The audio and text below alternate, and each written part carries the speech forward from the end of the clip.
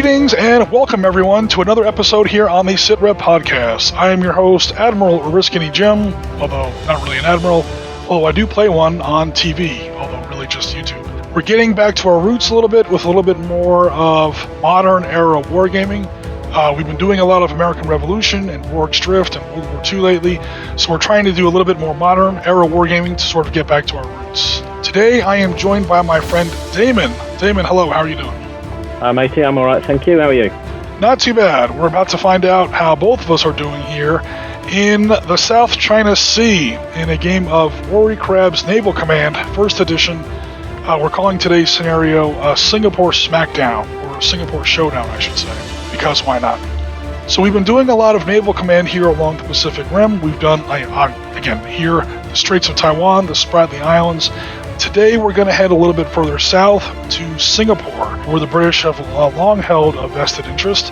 Singapore, of course, used to be a very important part of the British Empire, and even now they keep a very close eye on.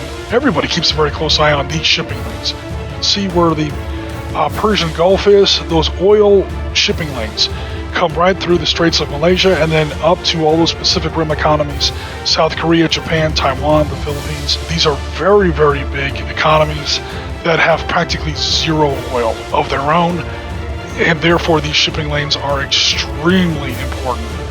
China, of course, in their efforts to expand their maritime influence throughout the Western Pacific, they're very keen on exerting more and more military, maritime, economic influence out across the Western Pacific. That's making a lot of people nervous in recent years, and it's leading to a lot of very, very high tension. What we're going to be looking at today is a little bit of a not so pleasant future scenario, but maybe in the year 2028 we're going to see an international incident which is going to pit elements of People's Liberation Navy or People's Liberation Army Navy. I didn't make up the name, folks, so that's what they call it. With the Chinese Navy up against the Royal Navy here in and around Singapore in the South China Sea. So the basic story is as follows. We have a British merchant ship, if you want to believe that. A British electronic espionage ship, RMS Emerald Trident. Who knows what its real name is, but that's what she's flagged. She was basically, conducting some sort of electronic eavesdropping on some Chinese naval message traffic. Basically got caught, and the Chinese weren't too pleased about this. Launched a couple air-to-surface missiles at her. One of them was actually hit. We currently have 2 dead and 7 wounded on the the RMS Emerald Trident, and she is now limping at half speed back to Singapore. We have 2 Chinese merchant ships, again, if you believe that. But it's already clear that they're not merchant ships because they're moving at flank speed, they're moving at 32 knots, and their electronic warfare signature clearly has indicated they are not really merchant ships. They are unarmed, however, and they are basically intelligence espionage ships. They are now making flank speed towards the Emerald Trident. They're trying to capture her. If they board her, they're going to take the bridge, they're going to find the hard drives, they're going to upload that intelligence information to Chinese satellites. Now the Chinese intelligence service has it. They're going to march into the UN, and it's going to cause all kinds of problems for the UK going forward. So we're trying to make sure that doesn't happen. All right, so that's the basic scenario. Chinese Navy is coming down out of this red entry area with 2 destroyers and 3 frigates. There's also a Chinese aircraft carrier, although, again, the definition of an aircraft carrier is getting a little loose in recent decades. Basically one of their VTOL or helicopter aircraft carriers that can launch 2 J-15 fighter jets. They're going to enter in out of this northern area, again, depending on activation rules. Perhaps of a bigger threat in the air is People's Liberation Army Navy does have bases in the Johnson Reef and the Spratly Islands. Again, depending on activation rules. The British are going to be coming into the battle area. They can either enter through set up in this green area, or they can sail straight out of Singapore if they wish. And they have 2 Type 23 Duke-class frigates and 1 Type 45 Daring class destroyer, HMS Dragon specifically, D-35, along with some HM-A2 Wildcat naval helicopters. And we'll get into all how that works, later on in the video.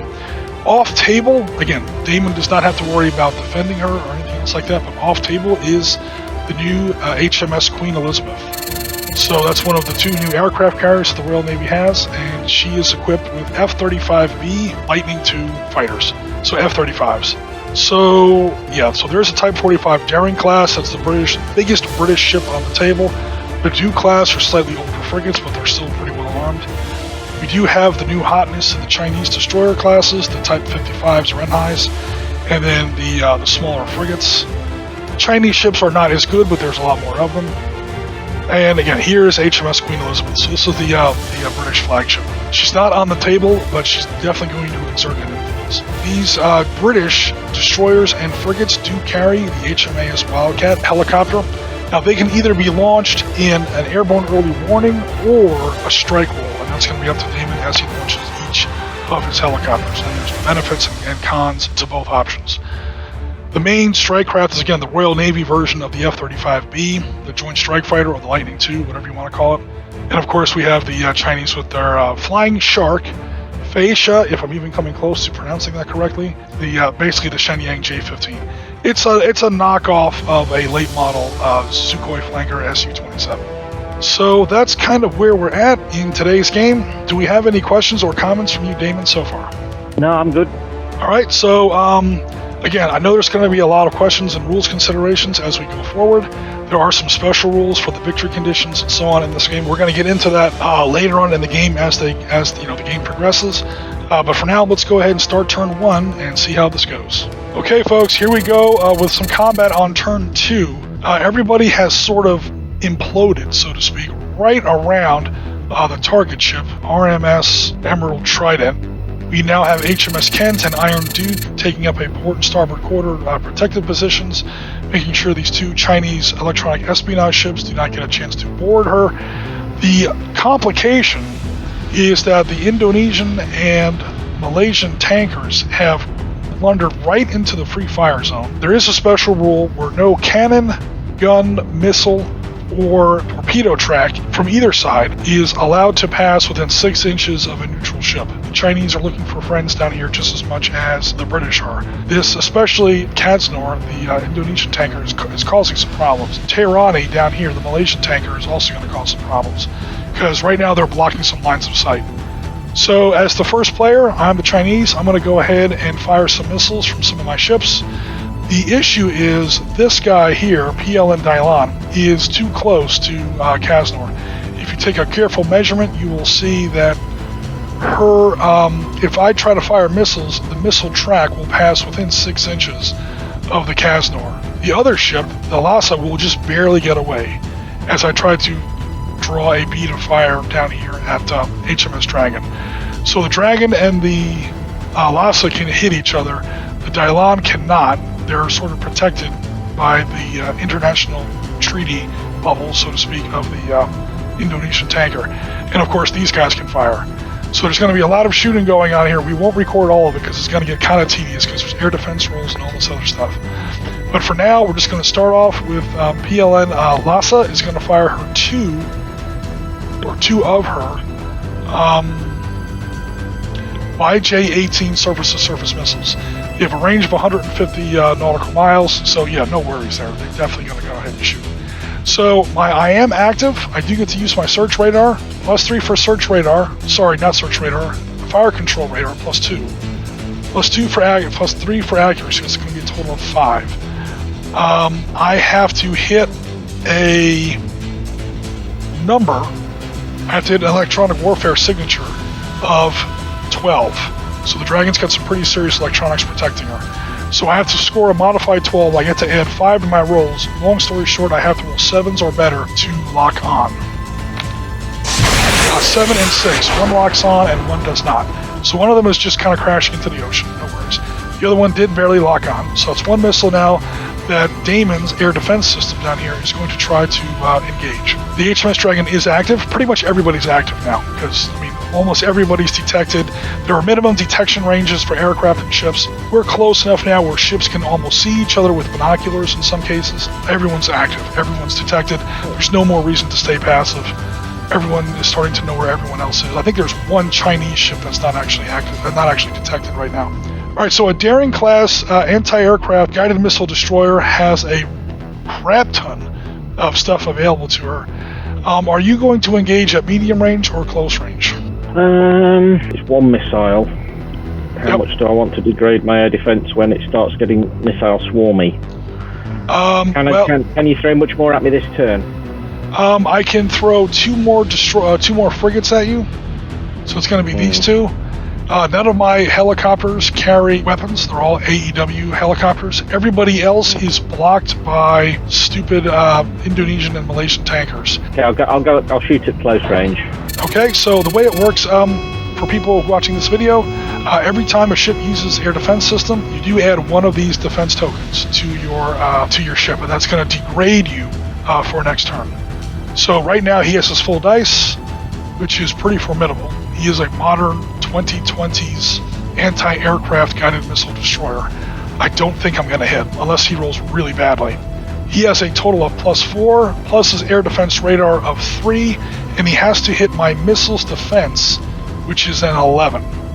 So, long story short, he has to beat an 11. He gets to add 7 to his roll. He's going to have to roll a 4 or better on a D10 to shoot down my missile. Well, it makes for an interesting stream. Okay, so one missile has made its lock on, and it has somehow gotten through the Dragon's air defense. Boom, it hits. Okay, so now we're looking at the missile's defense. The missile has it's a pretty big missile. It's basically a Chinese version of armor. So it has a damage of +3. I roll a D10, and I get to add 3 to the result. Okay, the number I'm trying to score is either a modified 7 or a modified 10. Again, I have to get 3 to my roll. If I beat a 7 on my modified roll, I cause light damage. If I beat a 10, I cause heavy damage. So now it's just where on the ship the missile hits. There is no to hit roll for the missile. It's already locked on. I remember one missile didn't even lock on, and then it's whether or not it gets through the air defense. I basically got lucky. We're just going to see how much damage it does. Again, add 3 to this number. I get a 3, which becomes a 6, because again, I'm adding 3 to that roll. So I did not manage to hit either of these targets.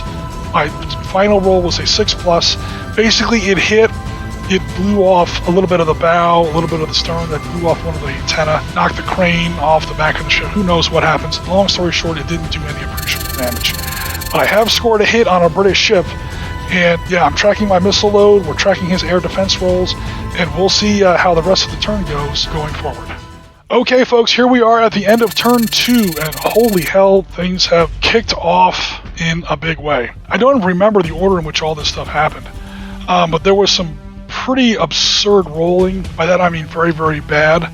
The good news is, very bad rolling in this game can sometimes result in very, very awesome results, because missiles that shouldn't have hit still managed to hit. So, Mr. Lajah fired off 2 of his Chinese surface-to-surface missiles at the Dragon. I actually did score a hit, but it wound up doing almost no damage. I didn't manage to hit even the minor damage threshold, so it wound up doing no real damage. So technically there's a hit on the Dragon, but she's not damaged, meaningfully. Then we had some shooting back and forth. I think the next was the Iron Duke. Iron Duke was shooting at the espionage ship. Is that correct, Damon? Yep. Well, we launched lots and lots of missiles, which all missed. Oh. The captain lost his temper and ordered the 5-inch gun to open fire and scored a major damage hit. That's right, a 5-inch deck gun. He was within range, he's within 12. Scored a hit, and then the deck gun does, I think it's +0 damage on a 5-inch gun. Yeah, +0 damage, but it doesn't matter because then he rolled a 10, a natural 10. So that the espionage ships were technically civilian ships, so I just gave them the same number as the frigates. So basically, he rolled a 10, which beat the 9, which causes major damage. When you get major damage on one of these ships, all these things happen immediately. Maximum movement is halved, cannot carry out detection, cannot fire any primary weapons. So there go all your missiles, all your guns, all your torpedoes, pretty much everything. All defensive weapons other than AA guns are out of action. So that's it. Yeah, other than the AA gun. So basically the 50 cals on the deck is all you've got left. Electronic warfare and acoustic signature characteristics are reduced by 1d10 points. You become really easy to hit. because your ship no longer has any electronic warfare protection. You're not jamming anything. In fact, if anything, your ship is a Roman candle in the middle of the ocean. Everybody can see you. They can see your smoke, if nothing else. Again, we're within 12 inches, so we're within visual range. He literally visually engaged him with a deck gun and, must have put a round right into the engine or something, or right into the bridge, or right into one of the missile mountings as he was getting ready to fire another salvo of missiles.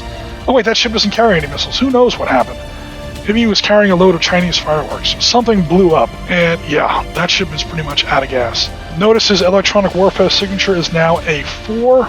So they started off with a 10. They're civilian ships. They don't have quite the same electronic warfare protection as a warship. So they started off with a 10. I rolled a 6 on a D10, so that reduces it to a 4. He's going to be really easy to hit from now on. He's not quite sunk, but he's basically mission killed. Doesn't matter, because right after that, Mr. Chang Zhao launched some more of those YJ-18 surface-to-surface missiles, put one of them right into the fantail, went down through the deck into the engine room, and just blew a huge hole right through the Iron Duke. Also scored heavy damage there. It wasn't nearly as remarkable because those big YJ-18 missiles do have a +3. They're basically Chinese harpoons. So it punched right through the top of the deck, probably, and put a huge hole somewhere in the engine room. We then took a look at Mr. Kent. Mr. Kent took a shot at Cheng Zhao. What happened with that? I think you launched 2. One didn't lock on. I tried to shoot down with my air defense and failed. Once you lock on and you get through enemy air defense, it automatically hits with 1. The other one didn't lock on. And then I think you rolled another 9 or a 10. You must have, because you wound up with a... Yep, it was the second 10 of the game. Yeah, it was at least a modified 10. Because again, all you have to do is get above a modified 9. Those are only frigates. So you could technically roll a 6 with a big-ass harpoon missile, which is what those frigates carry. You could roll a 6 on a hit and still wind up with a major damage result on a small ship.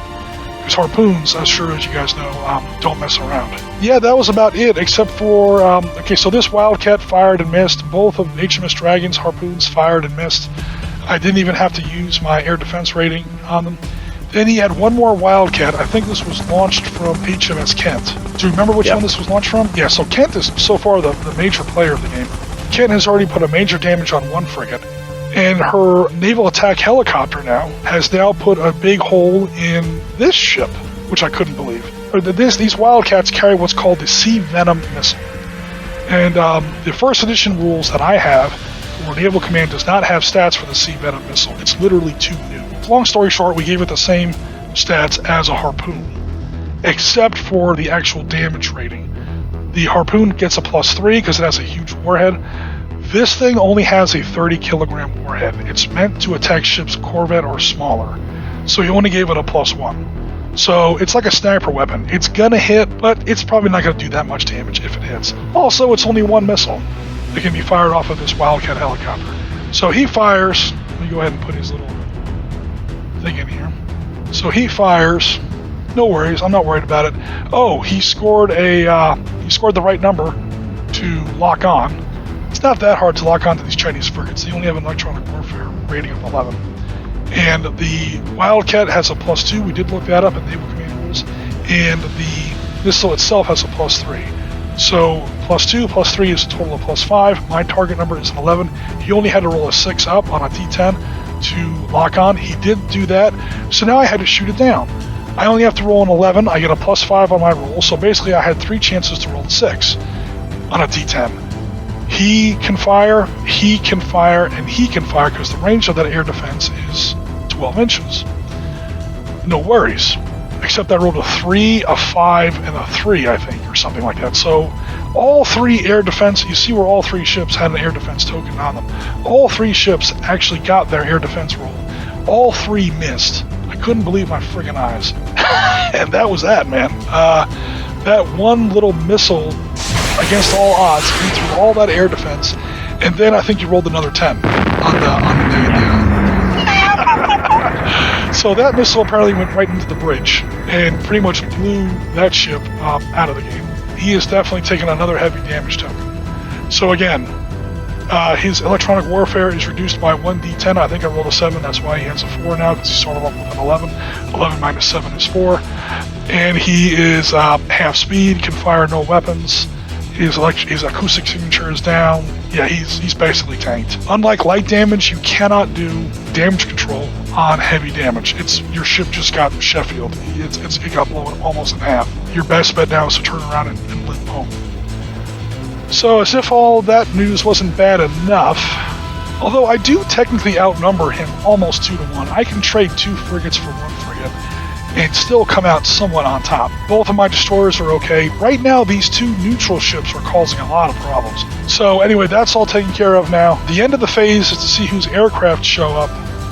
Sure enough, Damon made the roll and I did not. So HMS Queen Elizabeth, who's probably like 100 miles, 200 miles from to the south, just launched 4 F-35Bs. They remembered to take the engine covers off the engines this time, so they didn't fall into the ocean. Like we've seen recently in the news, that one poor guy crashed in the bed. But anyway, 4 F-35Bs are now airborne. They're coming in. Even with that bonus, because again, once the enemy launches aircraft, your aircraft arrival activation roll gets a bonus. I still missed, so my 6 J-15s are still sitting on the runway going, it's the middle of our lunch hour, dude. We'll be down there when we're down there, but right now we're kind of busy. So I don't know how things are going to go on turn 3, guys, but the Indonesian tanker will be kind of out of the way. The Malaysian tanker should hopefully be mostly out of the way. It kind of depends on how our ships move now. Yeah, we're going to see what happens coming up. I'm not looking forward to those F-35s showing up, I can tell you that for free. Although I do get victory points for shooting them down, so maybe I'll shoot down some F-35s. So for now, that's going to be it for the turn. We'll see how things go forward on turn 3.